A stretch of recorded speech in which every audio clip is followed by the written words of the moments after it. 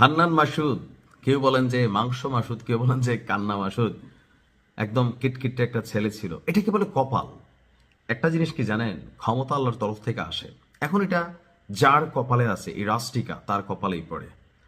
আলোচনা সমালোচনা এই দোনোটারই শেষ নাই। আপনার এনসিপির মধ্যে সর্বোচ্চ সমালোচিত কয়েকজনের মধ্যে একজন ছিল হান্নান মাসুদ। এমনকি তার নিজের বক্তব্য নিজের জন্য কাল হয়ে দাঁড়াইছিল। তারপরেও তার এলাকার জনগণ তাকে ভোট দিচ্ছে। আমি যখন নিউজটি করছি, শতভাগ এখনো ফলাফল প্রাপ্ত হয়নি, তবে হান্নান মাসুদ এগিয়ে গেছে। এমনকি আপনারা জানেন যে ত্রয়োদশ জাতীয় সংসদ নির্বাচনে নোয়াখালী 6 আসনে ভোট গণনা শেষে আংশিক ফলাফলে এগিয়ে রয়েছে 11 দলীয় জোট এবং শাপলাকলি প্রতীকের প্রার্থী আব্দুল হান্নান মাসুদ।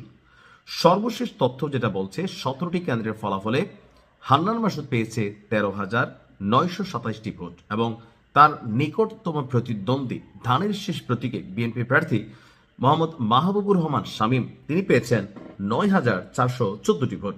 তো ভোটের ব্যবধানে আপনার 4,513 ভোট এগিয়ে আছে হান্নান মাসুদ।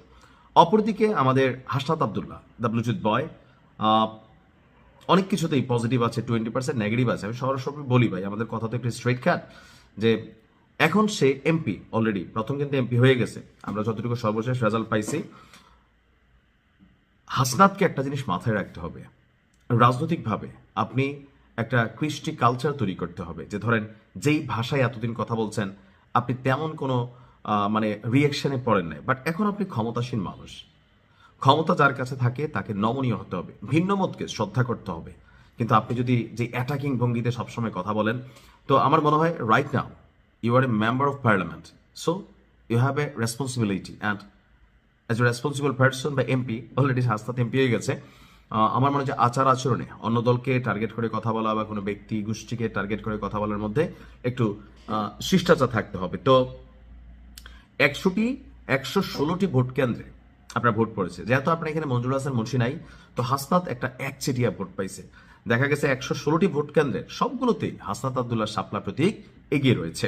তিনি 1,72,000 ভোটে এগিয়ে রয়েছেন। আর তার নিকটতম প্রতিদ্বন্দ্বী গণ অধিকার পরিষদের ট্রাক প্রতীকের প্রার্থী জসিমউদ্দিন 26,000 ভোটে এগিয়ে আছে। অপরদিকে ঢাকা 11তে এগিয়ে আছে নাহিদ ইসলাম। বুঝতেই পারছেন এনসিপির তিনি একটা প্রধান জায়গা হোল্ড করছেন। তো রামপুরা, বাড্ডা, ভাটারা, হাতিরঝিল এই এলাকা নিয়ে আপনার ঢাকা 11 আসন। আর একটি কেন্দ্রে ভোটের ফলাফলে এগিয়ে আছেন জাতীয় নাগরিক পার্টির আহ্বায়ক নাহিদ।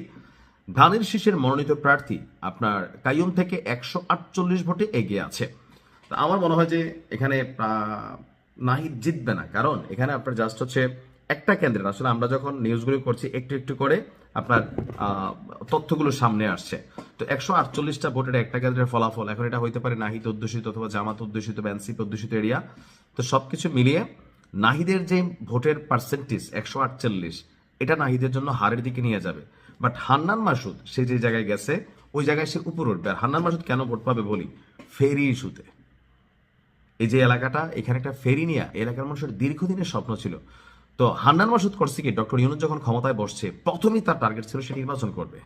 আর সেই কারণে ওই এলাকার মানুষের জনদুর্ভোগকে মাথায় রেখা ফেরিটারে সে নিয়ে আনিছে টেকনিক্যালি এই সরকারের মাধ্যমে। এমনকি হাতিয়ার দ্বীপাঞ্চলে অনেক কাজ সে করাই ফেলছে, এমনকি যে বাজেট হয়েছিল সেখানে এইসব এলাকায় সে বাজেট বেশি নিছে।